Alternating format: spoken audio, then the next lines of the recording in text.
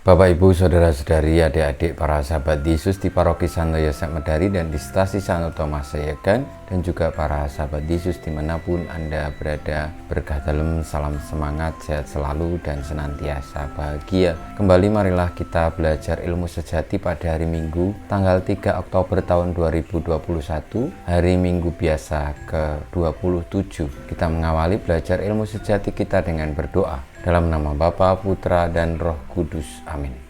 Allah yang Maha Kuasa dan kekal, kebaikan-Mu tiada tara, jauh melampaui segala yang kami mohon, dan jauh melebihi jasa-jasa kami. Curahkanlah belas kasih-Mu atas kami, singkirkanlah segala yang menggelisahkan hati kami, dan tambahkanlah apa yang belum terungkap dalam doa-doa kami. Dengan pengantaran Tuhan kami Yesus Kristus Putra-Mu, yang hidup dan berkuasa bersama Dikau, dalam persatuan Roh Kudus, Allah sepanjang segala masa. Amin. Para sahabat Yesus terkasih, kita akan belajar ilmu sejati dari Injil Yesus Kristus menurut Markus bab 10 ayat 2 sampai dengan 16. Sekali peristiwa datanglah orang-orang Farisi hendak mencobai Yesus. Mereka berkata kepadanya, "Bolehkah seorang suami menceraikan istrinya?" Tetapi Yesus menjawab mereka, "Apa perintah Musa kepadamu?" Jawab mereka, "Musa memberi izin untuk menceraikan istrinya dengan membuat surat cerai." Lalu Yesus berkata kepada mereka, "Karena ketegaran hatimulah Musa menulis perintah itu untukmu. Sebab pada awal dunia Allah menjadikan manusia laki-laki dan perempuan. Sebab itu laki-laki akan meninggalkan ayah dan ibunya dan bersatu dengan istrinya, sehingga keduanya menjadi satu daging. Demikianlah mereka bukan lagi dua, melainkan satu. Karena itu apa yang telah dipersatukan Allah, janganlah diceraikan manusia." Setelah tiba di rumah, para murid bertanya pula tentang hal itu kepada Yesus. Lalu Yesus berkata kepada mereka, "Barang siapa menceraikan istrinya lalu kawin dengan perempuan lain, ia hidup dalam perzinahan terhadap istrinya itu. Dan jika istri menceraikan suaminya lalu kawin dengan laki-laki lain, ia berbuat zina."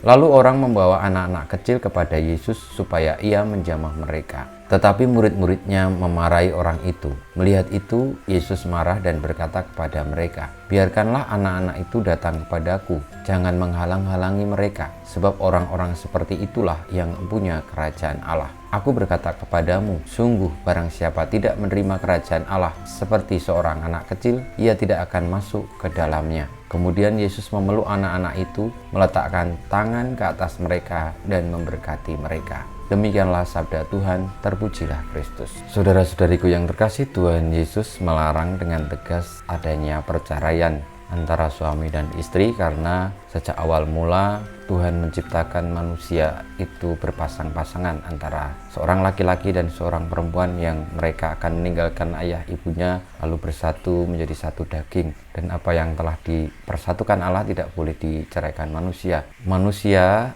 melakukan perceraian karena ketegaran hatinya, dan itu terjadi karena perasaan kurang cukup dengan rahmat Tuhan, selalu merasa kurang sehingga ingin tambah, ingin merasakan yang lain, dan juga tidak setia dengan apa yang telah Tuhan berikan. Semoga kita menjadi pribadi-pribadi yang senantiasa selalu bisa bersyukur, merasa cukup dengan apa yang telah Tuhan berikan, sebagaimana anak-anak kecil yang tidak mungkin lepas dari orang tuanya dan selalu menerima dengan gembira apa yang orang tuanya berikan karena tidak bisa mencari alternatif lain seperti orang-orang dewasa. Marilah kita juga memiliki hati seperti anak kecil yang senantiasa selalu bersyukur, merasa cukup akan karunia rahmat Tuhan, dan tidak ingin mencari-cari yang lain dalam dunia ini karena semuanya sudah disediakan oleh Tuhan. Sebagaimana seorang wanita yang disediakan untuk penolong laki-laki dan juga laki-laki yang telah diciptakan untuk melindungi, menjaga seorang wanita.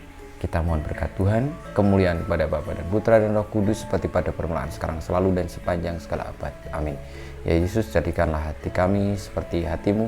Tuhan, bersama-Mu dan bersama Roh-Mu kita semua hidup kita, perjuangan kita untuk senantiasa bersyukur dan senantiasa merasa cukup dengan rahmat Tuhan, senantiasa dibimbing, dilindungi, diberkati oleh Allah yang Maha Kuasa, Bapa dan Putra dan Roh Kudus. Amin.